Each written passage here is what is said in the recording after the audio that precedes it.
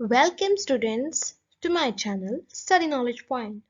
तो आज मैं आपको बताऊंगी कार्बन एंड कंपाउंड के बारे में और ये current guidelines issued by CBSE 2022 term 2 के एग्जाम्स के लिए बनाई गई है। Hope you like it and इसको एंड तक जरूर देखना और कोई भी डाउट हो तो कमेंट्स में जरूर पूछना। Let's get into it. तो हमारे पास सबसे पहले क्वेश्चन आता है कि why carbon have large number of compound. तो ऐसा क्यों होता है? तो वी हैव फॉलोइंग प्रॉपर्टीज जिसकी वजह से ये कार्बन के इतने सारे कंपाउंड है और ये चैप्टर हम पढ़ रहे हैं। और सबसे पहले आता है catenation, tetravalency, isomerism and multiple bonds and we will discuss each of these in separate slides. So we come to self-linking property of carbon, that is catenation. तो ये actual में क्या होती है? So it is ability of atom to form bond with other atom of same element. और इसकी example है हमारे पास कार्बन। तो कार्बन में क्या होता है कि ये लार्ज चेन बना सकता है एक दूसरे से कनेक्ट होकर।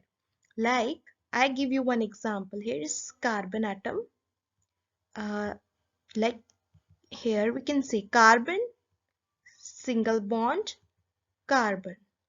So in this you can say the carbon is linked with other carbon. And similarly, if we take carbon linked with other carbon, it's linked with other carbon and form longer chain of number of carbon. So this is called as self-linking property of carbon.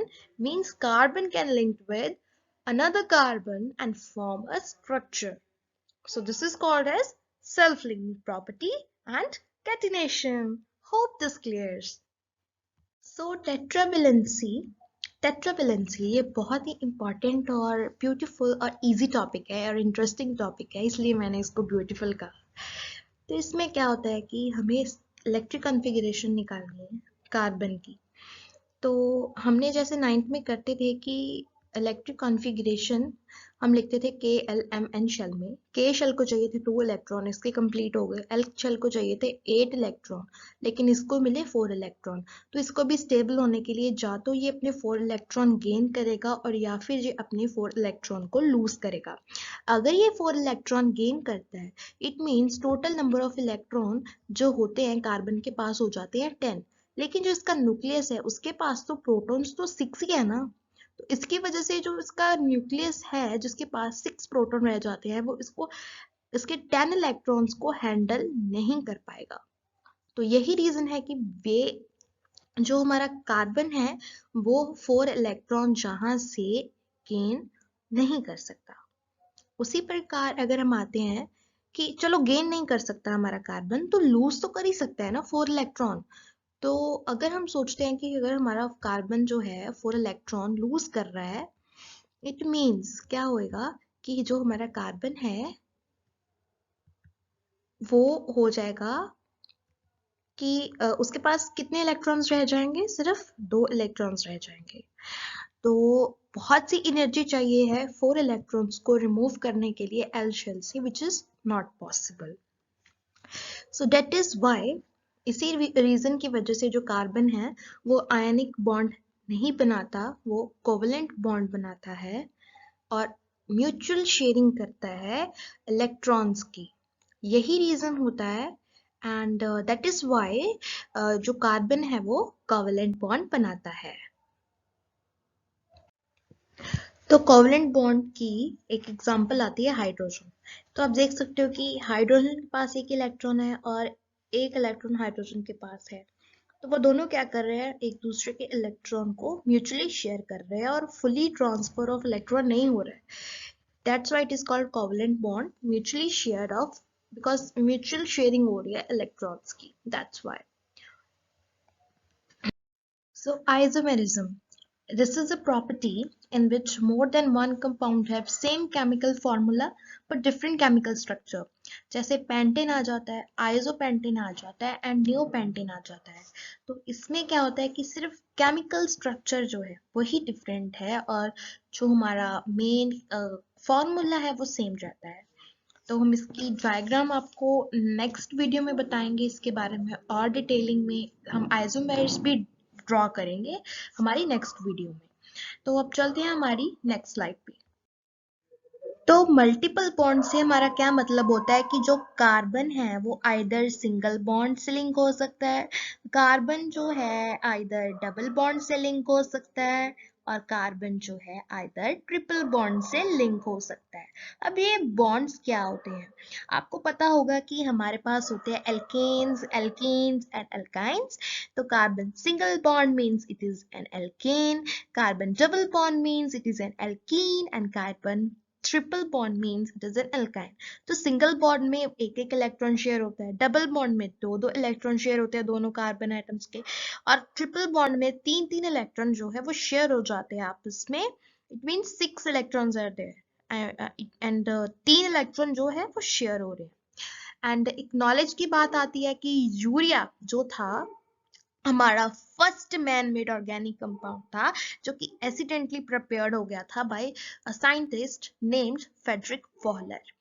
तो यही होता है multiple bonds के बारे में कि इसी वजह से जो हमारा कार्बन का इतना वर्सेटाइल नेचर है, इतने उसके कार्बन कंपाउंड्स हैं जो बन चुके हैं.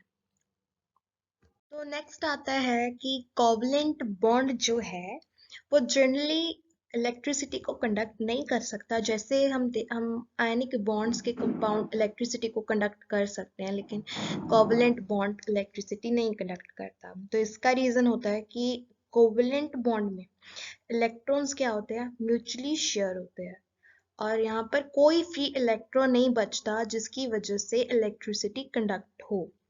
तो बस यही आपको लिखकर आना एग्जाम में अगर आपके पास क्वेश्चन आता है. Because covalent bond formed by sharing of electrons and sharing of electrons does not have any charged particle which is capable of transporting electrons or it does not have free electron to conduct electricity. तो इसी के साथ हमारे पास एक बहुत ही main knowledge की बात आती है कि जो ग्रेफाइट है वो एक एलोट्रॉप है कार्बन का, मींस एक फॉर्म है कार्बन की जो रियलिटी में हम देख सकते हैं नेक्ड आई से. ग्रेफाइट जो कि हमारी पेंसिल में होता है, हम जिससे लिखते हैं pencil, that is made up of graphite and वो क्या करती है दैट कैन कंडक्ट इलेक्ट्रिसिटी. लेकिन हमने तो बोला था कि carbon is a non metal, it is covalent bond and वो इलेक्ट्रिसिटी कंडक्ट नहीं कर सकता. तो how graphite can conduct electricity? So it is exceptional case कि जो ग्रेफाइट है वो इलेक्ट्रिसिटी कंडक्ट कर सकता है क्योंकि उसके स्ट्रक्चर की वजह से. उसका स्ट्रक्चर होता है layered structure and electrons are free to move between its layered. उसका लेयर्ड स्ट्रक्चर होता है और उसमें इलेक्ट्रॉन्स जो है मूव कर सकते हैं. और ग्रेफाइट में क्या होता है कि each carbon atom is only covalently bonded to 3 carbon atom, so it have one free electron carrying charge from place to place which allow graphite to conduct electricity. और ये क्वेश्चन बोर्ड्स के exam में भी पूछा जाता है कि graphite क्यों है good conductor of electricity whereas diamond, fullerene and other carbon compounds are not. Simple nomenclature पे तो आपको पता है कि 1 2 3 4 5 6 7 8 अप टू 10 ये है नंबर ऑफ कार्बन एटम्स. तो मिथ हम तब यूज करते हैं जब हमारे नंबर ऑफ कार्बन एटम्स क्या होंगे 1. तो इस टेबल में आप देख लीजिए अगर नंबर ऑफ कार्बन एटम 1 है तो इसका मतलब आएगा हमारे पास वर्ड रूट मिथ. और IUPAC नेमिंग के अकॉर्डिंग अगर एक कार्बन होगा तो मिथ यूज करेंगे और अगर वो सिंगल बॉन्ड कार्बन एल्केन होगा तो उसके पीछे एन आएगा. That's why it is called as methane. Similarly eth for 2 carbon, n represent कि वो एल्केन है. Similarly ethane, similarly propane and up to so on. ये है नॉमेनक्लेचर. सिमिलरली अगर कार्बन में इन लिखा हुआ है तो हम तो हमारा आ जाएगा methane, ethane, propene, butane, pentene. तो ये सिंपल जो नॉमेनक्लेचर है हम अपनी नेक्स्ट आने वाले वीडियोस में और डिटेल में डिस्कस करेंगे। नेक्स्ट हम डिस्कस करने वाले हैं एलोट्रॉप्स ऑफ कार्बन एटम। तो एलोट्रॉप्स होते क्या हैं? एलोट्रॉप्स बेसिकली होते हैं कि फॉर्म ऑफ कार्बन जो हमें दिखते हैं, जो हमारे एग्जिस्टेंस में हमें दिख रहे हैं, जैसे डायमंड, जैसे graphite, fullerene, they are form of carbon. तो हम अब तीनों को डिटेल में स्टडी करने वाले हैं। जैसे हमारे पास आता है डायमंड। So ये क्या होता है कि it is a purest crystalline allotrope of carbon. It has number of carbons linked together tetrahedrally.